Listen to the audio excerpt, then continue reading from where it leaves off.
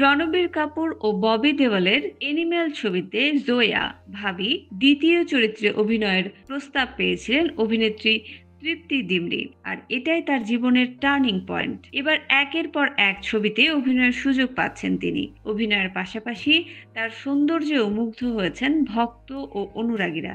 সম্প্রতি এক সাক্ষাৎকারে জাতীয় ক্রাশ তকমা পাওয়া নিয়ে কথা বলেছেন এই অভিনেত্রী।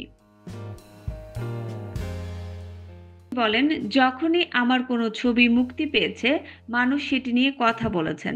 অভিনেত্রী হিসেবে এই বিষয়টি আমাকে উৎসাহ দেয়। এর জন্য আমাদের মধ্যে আরো ভালো কাজ করার তাগিদ তৈরি হয়। জাতীয় ক্রাশ তকমা পেয়ে নিজেকে সৌভাগ্যবতী মনে করি, তৃপ্তি জানান। ক্যারিয়ারের শুরুর দিকে তিনি বেশ কিছু ছবিতে অভিনয় করেছেন।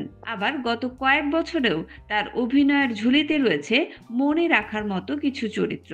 যে ছবিটিই হোক, মানুষের থেকে ভালোবাসা পেয়েছি। মানুষ তার কাজ ভালোবেসেছে এবং তা নিয়েই কথাও বলেছে। লায়লা মজনু, কালা ছবিতে অভিনয় করেও প্রশংসা পেয়েছিলেন তিনি।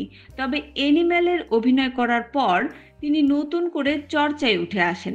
যদিও তৃপ্তি মনে করেন অ্যানিমেলে রণবীরের সঙ্গে শয্যা দৃশ্যে অভিনয় করার থেকে তার কাছে বুলবুল ছবির চরিত্রে অভিনয় করা তুলনামূলকভাবে কঠিন ছিল। উল্লেখ্য, এ সময় তৃপ্তি তার আসন্ন ছবি ব্যাড নিউজের প্রচার নিয়ে ব্যস্ত। এই ছবিতে তার বিপরীতে অভিনয় করেছেন ভিকি কৌশল ও অ্যামি ভির্ক। ছবিটি আগামী 19 জুলাই প্রেক্ষাগৃহে মুক্তি পাবে। এছাড়াও আসন্ন চলচ্চিত্রের তালিকায় রয়েছে কার্তিক আরিয়ানের সঙ্গে তার অপর ছবি ভুল ভুলাইয়া 3।